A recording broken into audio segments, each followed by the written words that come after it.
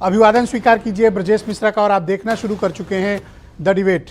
बहनों भाइयों, देश में अब चुनाव के ऐलान को महज 58 से 60 दिन बचे हैं और उत्तर प्रदेश में राजनीतिक दलों की तैयारियां परवान चढ़ रही हैं। भारतीय जनता पार्टी के दिग्गज नेता और गृह मंत्री कल लखनऊ आ रहे हैं 2 दिन के लिए। बीजेपी अपनी तैयारियों की उत्तर प्रदेश में अंतिम फेज में है, वहीं अपोजिशन भी उत्तर प्रदेश पर बहुत विशेष फोकस कर रहा है।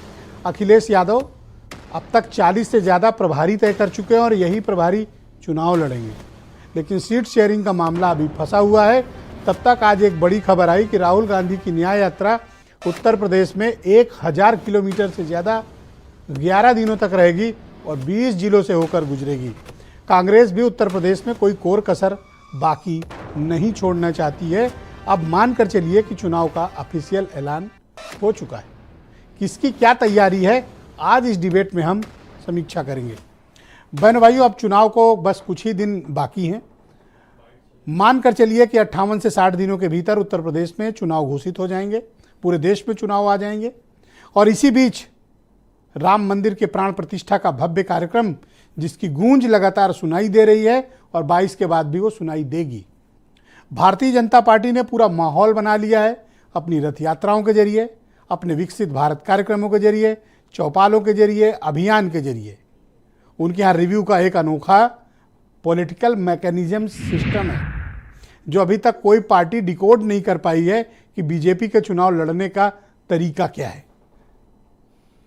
अब उसकी समीक्षा करने खुद गृह मंत्री आ रहे हैं, 2 दिन रहेंगे।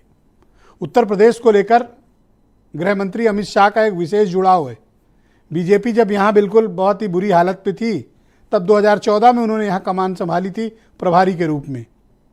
गुटबाजी को ख़त्म करके, पार्टी संगठन को मजबूत करके, पुराने दिग्गज नेताओं को भी थोड़ा घर बिठा के नए लोगों को आगे लाकर, जातीय समीकरण जोड़कर उत्तर प्रदेश में बीजेपी ने करिश्मा किया था 2014 में। फिर 17, 19, 22 लगातार परफॉर्मेंस दिया बीजेपी ने। इसलिए 80 सीटों पर कोई रिस्क पार्टी लेना नहीं चाहती है। क्यों?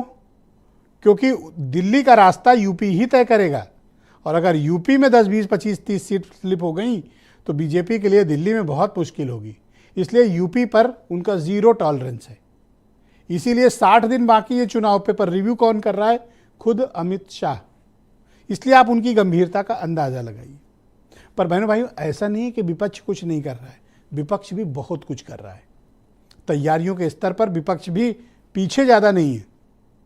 सांगठनिक तौर पर पीछे हो सकता है, तैयारियों में विपक्ष भी बेहतर पोजीशन में, लेकिन उनके यहाँ एक बड़ा कॉम्प्लिकेटेड इशू फंसा हुआ है सीट शेयरिंग का, कि समाजवादी पार्टी, कांग्रेस, आरएलडी या इनके साथ आने वाले दलों को मिलेगा क्या, इनकी सीट शेयरिंग क्या होगी।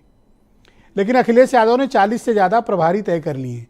प्रभारी से उनका उद्देश्य है कि उस व्यक्ति को वहाँ पर चुनाव लड़ाया जाएगा और जिलों में कार्यक्रम आयोजित करके अंदर ही अंदर खबर भी दी जा रही है फलाने चुनाव लड़ेंगे।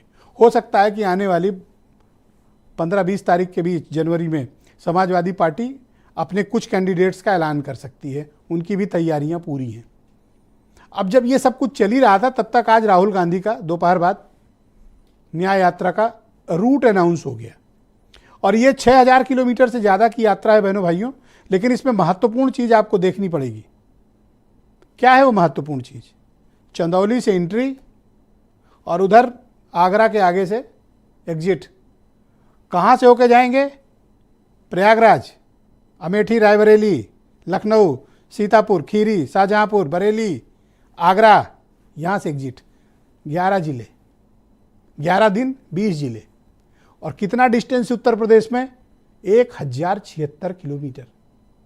तो राहुल गांधी अगर 11 दिन उत्तर प्रदेश में रहेंगे बहनों भाइयों, तो ये बीजेपी के लिए भी बड़ी चिंता का सबब है, क्योंकि उनकी भारत जोड़ो यात्रा को जो मैसिव रिस्पांस पिछली बार मिला था, अब अगर यूपी में वो एंट्री करते हैं तो बीजेपी को भी अपनी तैयारियों की फिर से समीक्षा करनी पड़ेगी।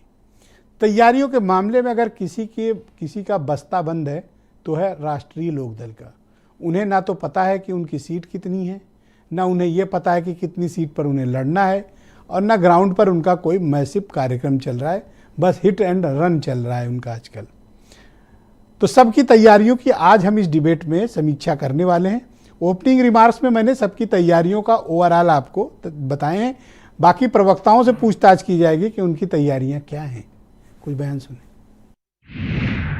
भारतीय जनता पार्टी एक कैडर बेस्ड ऑर्गेनाइजेशन है जो अहर्निश काम करता है। 365 दिन 24 घंटे लगातार काम करने वाला राजनीतिक संगठन है। केवल चुनाव में सक्रिय नहीं होता है।